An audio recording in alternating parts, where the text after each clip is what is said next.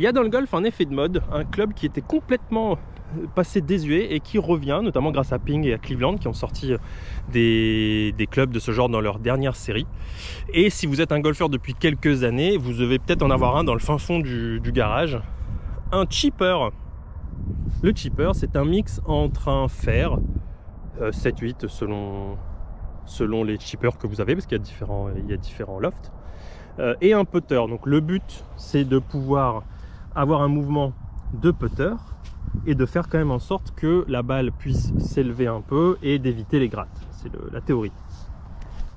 Personnellement, j'ai jamais été grand fan parce que soit je suis en bord de green et à ce moment-là je mets un putter, soit je suis dans une situation un peu bancale, il faut que ça roule et au pire je prends un hybride ou un fer un peu fermé, balle pied droit et je le fais avancer. Mais nous avons la chance, on va dire ça comme ça, on a la chance en ce moment d'être dans des conditions hivernales bien sympas. Il y a de la neige sur les greens.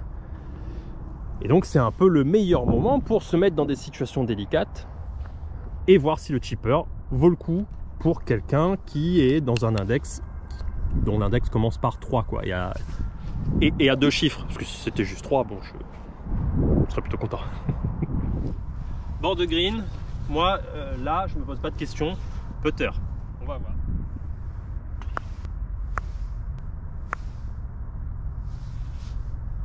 Donc petit bras sur cette session. Chipper du coup pour voir.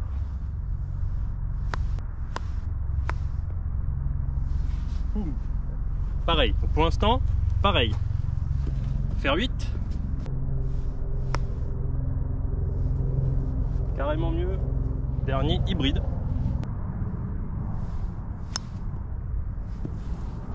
Et moins bien. Bord de green, ce qui gagne, c'est le fer 8. Bon, il y a un demi-rough, un quart de pré-green bof et un quart de green.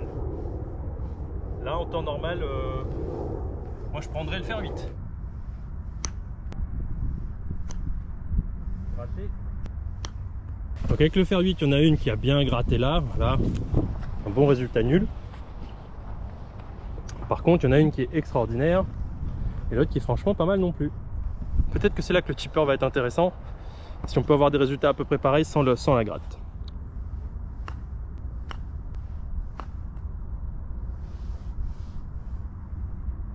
Alors bon, donc du coup, je vais pas couper la vidéo, hein, voilà. Donc ça c'est la même que tout à l'heure, la première. Ça c'était aussi faire. Donc ça ce sont les deux premières et la troisième. Donc je vais pas taper les autres, ça m'arrive jamais. Donc on va dire que là sur ce coup là, bord de green en rough improbable, c'est le chipper qui gagne. Dans le gros rough, on est à peu près à 20 mètres, je dirais. On doit être à 10 mètres du bord du green. Et je vais prendre le drapeau du fond pour que ça soit un peu plus sympa.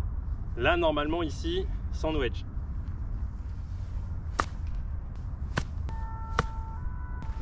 Ça à mon niveau je prends tous les jours.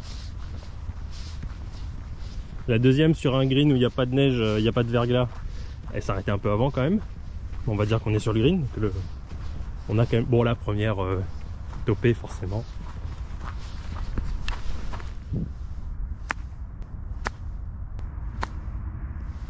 Bon, ok. Donc deux biens, une même avec un chipper là c'était gratté. C'est un peu la limite de l'exercice, soit quand on est loin, il faut le jouer avec un pu comme un putter. Et on a des bons résultats quand même. Ça c'est chipper. Ça c'était pas le chipper mais c'est la balle qui a tapé, c'était celle-là. Elle est arrivée là parce qu'elle a tapé elle.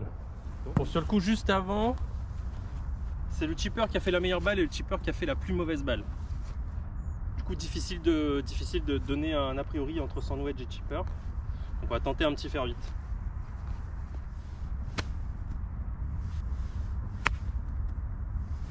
Et gratte. Bon donc ça sera pas le fer 8, deux balles grattées, nul.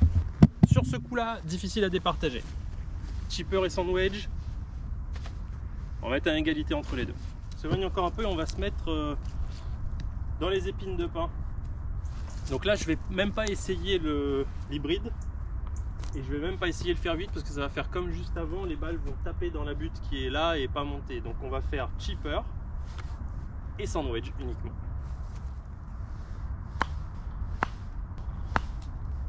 Bon, donc là, non.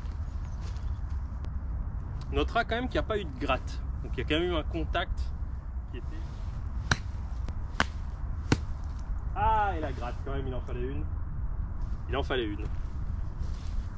Donc ici, même s'il y a un meilleur contact avec le chipper, je vais quand même donner l'avantage au sand wedge parce que j'en ai deux sur le green. Alors qu'avec les 3 chippers, les 3 ont fait aussi mauvais que le plus mauvais de mon sand wedge. Pour le moment, ça donne quand même assez peu d'avantages à aller rajouter un club dans le sac et enlever un wedge ou un bois.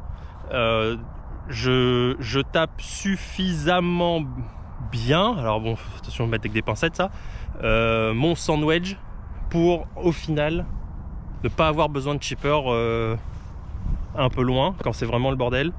Et quand c'est à moitié le bordel, bon bah on est sur un équivalent, c'est un peu mieux, mais bon, pour l'instant, je vois pas dans mon cas l'intérêt de rajouter un chipper. Il reste 2 trucs à tester. On va aller trouver un bunker, sortie de bunker, où là je suis particulièrement mauvais, donc on va voir si là ça m'aide. Et parce que du coup quand on est mauvais en sortie de bunker, on s'arrête aussi parfois juste sur la lèvre du bunker où il y a du sable mais on n'est plus dans le bunker.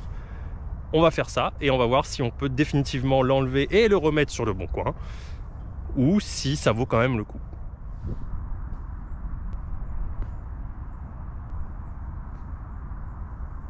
Bon, évidemment sur le green c'est assez sec, hein, tranquille, pas de problème d'embouteillage de balles.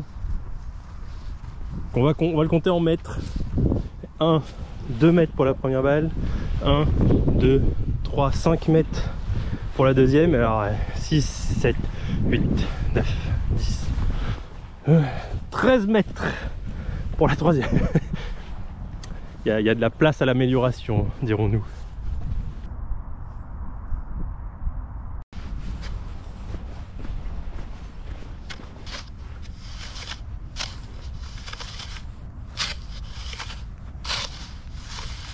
Ça, c'est une des situations que je trouve les pires. C'est ça. C'est il y a de l'herbe, mais c'est pas de l'herbe. C'est pas vraiment le bunker. C'est un truc entre les deux.